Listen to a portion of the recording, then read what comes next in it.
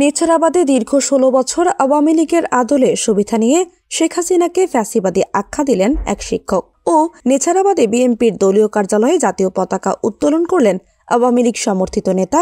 দুটি শিরোনামে দুটি অনলাইনে সংবাদ প্রকাশের প্রতিবাদে সংবাদ সম্মেলন করেছেন বিন্না ইয়ং ম্যানস ক্লাবের সভাপতি ও পশ্চিম সোহাগদল শহীদ স্মৃতি বিএম ডিগ্রি কলেজের সহকারী অধ্যাপক আতিকুল ইসলাম। শুক্রবার দুপুর ১২টায় ইয়ং ম্যানস ক্লাবে ওই সংবাদ সম্মেলনের আয়োজন করা হয়।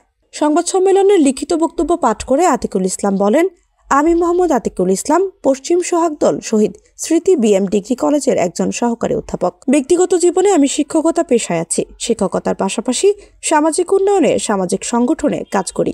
এছাড়া রাজনৈতিকভাবে আমি জাতীয় পার্টির মতাদর্শের একজন লোক। আওয়ামী লীগ ও জাতীয় পার্টি জোটবদ্ধ হয়ে নির্বাচন করছে, তাই আমাকেও আওয়ামী লীগের নির্বাচনী প্রচারণায় অংশগ্রহণ করতে হয়েছে। সেটা দোষের কিছু ছিল বলে আমার মনে হয় না।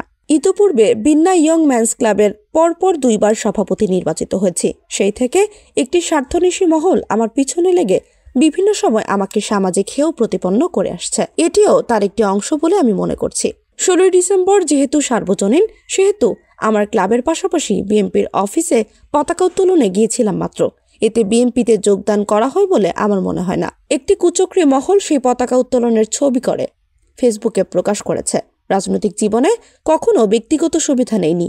ওই কুচক্রী মহলটি পতাকা উত্তোলনের ছবি সহ আমার বিরুদ্ধে সাংবাদিকদের মিথ্যা তথ্য দিয়ে সংবাদ প্রচার করেছে। আমি সকল কর্মকাণ্ডের তীব্র নিন্দা ও প্রতিবাদ জানাই। সংবাদ সম্মেলনে উপস্থিত ছিলেন বিন্না ইয়ং ম্যানস ক্লাবের সাংগঠনিক সম্পাদক মোহাম্মদ মহিবুল্লাহ সহ নাইম ইসলাম, মোহাম্মদ রাসেল, মোহাম্মদ কবির হোসেন, সাব্বির হোসেন প্রমুখ।